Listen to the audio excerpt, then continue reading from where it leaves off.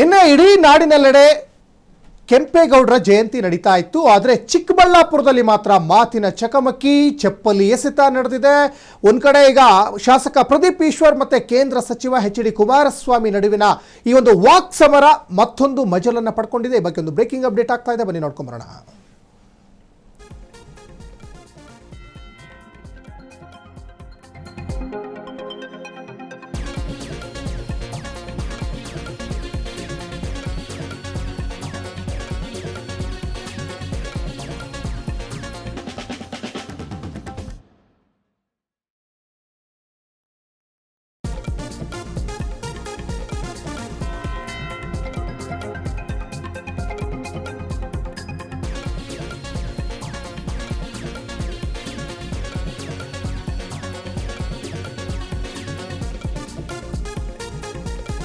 ನಿನ್ನೆ ನಾಡಿನೆಲ್ಲೆಡೆ ಕೆಂಪೇಗೌಡರ ಜಯಂತಿ ಬಹಳ ವಿಜೃಂಭಣೆಯಿಂದ ನಡೀತಾ ಇತ್ತು. ಅಂತಹ ಮಹನೀಯರಿಗೆ ಬಹಳ ಖುಷಿಯಲ್ಲಿ ಅವರ ಜಯಂತಿಯನ್ನು ಸೆಲೆಬ್ರೇಷನ್ ಮಾಡಬೇಕಾಗಿತ್ತು. ಆದರೆ ಚಿಕ್ಕಬಳ್ಳಾಪುರ ಶಾಸಕ ಪ್ರದೀಪ್ ಈಶ್ವರ್ ಮಾತಿನ ಚಕಮಕಿಯನ್ನು ನಡೆಸ್ತಾ ಇದ್ರು. ಕೇಂದ್ರ ಸಚಿವ ಎಚ್.ಡಿ. ಕುಮಾರಸ್ವಾಮಿ ಅವರ ವಿರುದ್ಧವಾಗಿ ಕುಮಾರಸ್ವಾಮಿ ಅವರ ಬಗ್ಗೆ ಅವಹೇಳನಕಾರಿ ಹೇಳಿಕೆಯನ್ನು ಕೊಟ್ಟಿದ್ದಕ್ಕೆ ಅವರ ಕಾರ್ಯಕರ್ತರು, JDSನ ಕಾರ್ಯಕರ್ತರು ಚಪ್ಪಲಿಯನ್ನು ಎಸೆದಿದ್ದಾರೆ ಪ್ರದೀಪ್ ಈಶ್ವರ್ ಮೇಲೆ. ಈ ಒಂದು 100 ಜನರ ಮೇಲೆ FIR ದಾಖಲಾಗಿದೆ. 4 ಪ್ರಮುಖ ಆರೋಪಿಗಳ ಬಂಧನ ಕೂಡ ಆಗಿದೆ. ಇನ್ನು ವಿಡಿಯೋವನ್ನು ಆಧರಿಸಿ ಮತ್ತಷ್ಟು ಜನರ ಬಂಧನಕ್ಕೆ ಪೊಲೀಸ್ನವರಿಗೆ ಬಲೆ ಕೂಡ ಬೀಸಿದ್ದಾರೆ.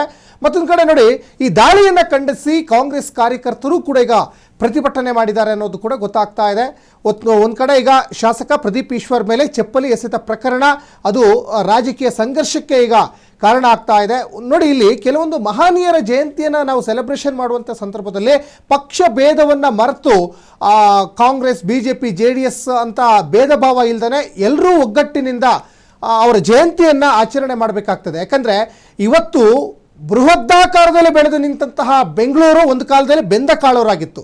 ಆ ಬೆಂದ ಕಾಳೂರು ಇವತ್ತು ಒಂದು ಆಕೃತಿಯನ್ನು ಪಡೀಲಿಕ್ಕೆ ಅವತ್ತು ಹಾಕಿದಂತಹ ಒಂದು ಗುರುತು, ಆಯಕಟ್ಟಿಗೆ ಕಾರಣ ಯಾರು? ಕೆಂಪೇಗೌಡರು. ಅವರು ವಿಜಯನಗರ ಸಾಮ್ರಾಜ್ಯದ ಸಾಮಂತ ದೊರೆಗಳಾಗಿದ್ದರು. ಅದಾದ ಮೇಲೆ ಯಲಹಂಕದ ಪಾಳೆಗಾರರಾಗಿದ್ದರು. ಮತ್ತು ಬೆಂಗಳೂರಿನ ಒಂದು ಮಾರುಕಟ್ಟೆ ಇರ್ಬೋದು, ಇವತ್ತು ಸಾಕಷ್ಟು ಜನರಿಗೆ ಉದ್ಯೋಗವನ್ನು ಕೊಟ್ಟಿರುವಂತಹ ಈ ಬೆಂಗಳೂರಿನ ನಿರ್ಮಾತೃ ಕೆಂಪೇಗೌಡರು. ಅವರಿಗೆ ಇದು ನಿಜಕ್ಕೂ ನಿನ್ನೆ ಮಾಡಿದ್ದು ಅವಮಾನ. ಇದು ಒಬ್ಬ ಶಾಸಕರಾಗಿ ಸ್ವಲ್ಪ ತಾಳ್ಮೆ ಇರಬೇಕು. ಜೊತೆಗೆ JDSನ ಕಾರ್ಯಕರ್ತರು ನಿಮಗೂ ಕೂಡ ಸ್ವಲ್ಪ ತಾಳ್ಮೆ ಇರಬೇಕಾಗುತ್ತೆ. ಇಲ್ಲಿ ತಾಳ್ಮೆಯನ್ನು ಮೀರಿ ತಮ್ಮ ಒಂದು ಶೌರ್ಯವನ್ನು ಪ್ರದರ್ಶನ ಮಾಡಲಿಕ್ಕೆ ಹೋಗಿದ್ದೀರಾ. ಚಪ್ಪಲಿ ಎಸೆತಾ ಇರೋದು ಗಮನಿಸ್ತಾ ಇದ್ದೀರಾ. ಈ ಒಂದು ದ್ವೇಷ, ಅಸೂಯೆ ಇಂಥ ಮಹನೀಯರ ಜಯಂತಿ ದಿವಸನೂ ನಿಮಗೆ ಬೇಕಾಗಿತ್ತಾ ಅಂತ ಒಂದು ಕಡೆ ಸಾರ್ವಜನಿಕರು ಆಕ್ರೋಶವನ್ನು ವ್ಯಕ್ತಪಡಿಸ್ತಾ ಇದ್ದಾರೆ. ಒಟ್ಟಿನಲ್ಲಿ ಚಿಕ್ಕಬಳ್ಳಾಪುರ ಠಾಣೆ ಬಳಿ ಬಿಗಿ ಪೊಲೀಸ್ ಬಂದೋಬಸ್ತ್ ಕೂಡ ನಿರ್ಮಾಣ ಆಗಿದೆ. ಪ್ರದೀಪ್ ಈಶ್ವರ್ಗೆ CM DK ಶಿವಕುಮಾರ್ ಮತ್ತು KPCC ಅಧ್ಯಕ್ಷ BK ಹರಿಪ್ರಸಾದ್ ಕರೆ ಮಾಡಿ ಧೈರ್ಯ ಕೂಡ ತುಂಬಿದ್ದಾರೆ ಅನ್ನುವಂಥದ್ದು ಕೂಡ ಗೊತ್ತಾಗ್ತಾ ಇದೆ. ಇನ್ನೊಂದು ಕಡೆ ಪ್ರದೀಪ್ ಈಶ್ವರ್ ಹೇಳ್ತಾರೆ, ಒಬ್ಬ OBC ಹುಡುಗನನ್ನು ನೀವು ಎದುರಾಕೊಂಡಿದ್ದೀರಾ ಅಂತ. ಇಲ್ಲಿ ಜಾತಿನ ಯಾಕೆ ಎಳ್ತರ್ತಾ ಇದ್ದಾರೋ ಪ್ರದೀಪ್ ಈಶ್ವರ್ ಗೊತ್ತಾಗ್ತಾ ಇಲ್ಲ. ಇಲ್ಲಿ JDS ಕಾರ್ಯಕರ್ತರ ಆಕ್ರೋಶ ಏನು ಅಂದರೆ, ಕುಮಾರಸ್ವಾಮಿಯವರ ವಿರುದ್ಧವಾಗಿ ನೀವು ಅವಹೇಳನಕಾರಿ ಹೇಳಿಕೆಯನ್ನು ಯಾಕೆ ಕೊಟ್ರಿ? ಅವರ ಆಸ್ತಿ ವಿಚಾರವನ್ನು ನೀವ್ಯಾಕೆ ಪ್ರಸ್ತಾಪ ಮಾಡಿದ್ರಿ? ಒಬ್ಬ ಖಬರ್ದಾರ್ ಅಂತ ನೀವ್ಯಾಕೆ ಮಾತಾಡಿದ್ರಿ? ಈ ಥರ ಸಹಜವಾಗಿ ಮಾತು ಬರ್ತಾ ಇದೆ.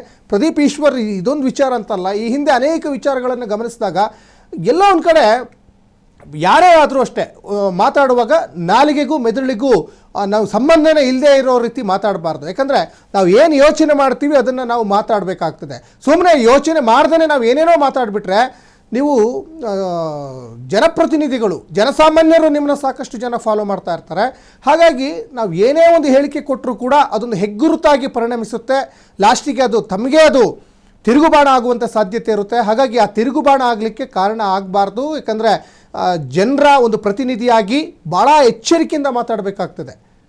ಹಾಗಾಗಿ ಪ್ರದೀಪ್ ಈಶ್ವರ್ ಅವರ ಕೆಲವೊಂದಿಷ್ಟು ಹೇಳಿಕೆ JDS ಕಾರ್ಯಕರ್ತರಿಗೆ ಬೇಸರ ಆಗಿದೆ ಅಂತ ಕೂಡ ಇಲ್ಲಿ ಸ್ಪಷ್ಟವಾಗಿ ಗೊತ್ತಾಗ್ತಾ ಇದೆ. ಆ ನಿಟ್ಟಿನಲ್ಲಿ ಅವರು ಚಪ್ಪಲಿಯನ್ನು ಎಸೆದಿದ್ದಾರೆ ಅನ್ನೋದು ಕೂಡ ಗೊತ್ತಾಗ್ತಾ ಇದೆ. ಒಟ್ಟಿನಲ್ಲಿ ನಿನ್ನೆ ಒಬ್ಬ ಮಹನೀಯನ ಒಂದು ಜಯಂತಿ ಎಲ್ಲರೂ ಭಾಳ ಖುಷಿಯಲ್ಲಿ ಆಚರಣೆ ಮಾಡಬೇಕಾಗಿತ್ತು. ಆದರೆ ಅದಕ್ಕೆ ಅವಕಾಶನೇ ಸಿಕ್ಕಲಿಲ್ಲ.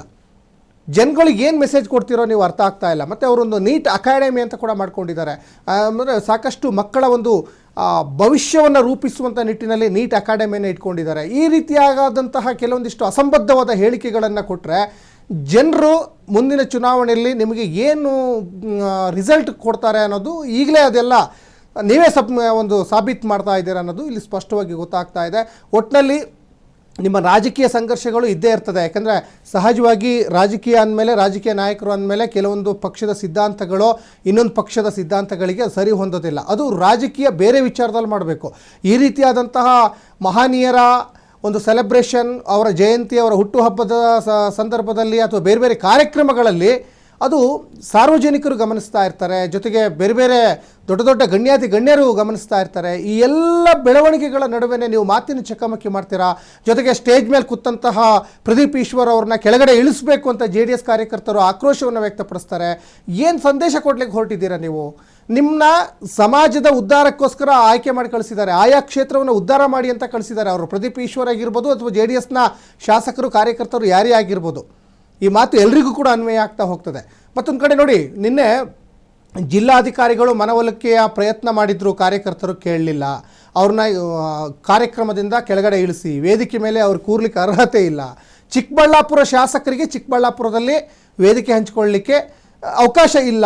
ಈ ರೀತಿಯಾದಂಥ ಮಾತುಗಳು ಸಹಜವಾಗಿ ನಿನ್ನೆ ಚಿಕ್ಕಬಳ್ಳಾಪುರದಲ್ಲಿ ಕೇಳಿಬಂತು. ಹಾಗಾಗಿ ಈ ರೀತಿಯಾದಂತಹ ಬೆಳವಣಿಗೆಗಳಿಂದ ಸಹಜವಾಗಿ ಪಕ್ಷದ ಕಾರ್ಯಕರ್ತರಿಗೆ ಮತ್ತು ಸಾರ್ವಜನಿಕ ವಲಯದಲ್ಲಿ ಒಂದು ಕಡೆ ಇರಿಸುಮುರುಸಾಗ್ತಾ ಹೋಗ್ತದೆ.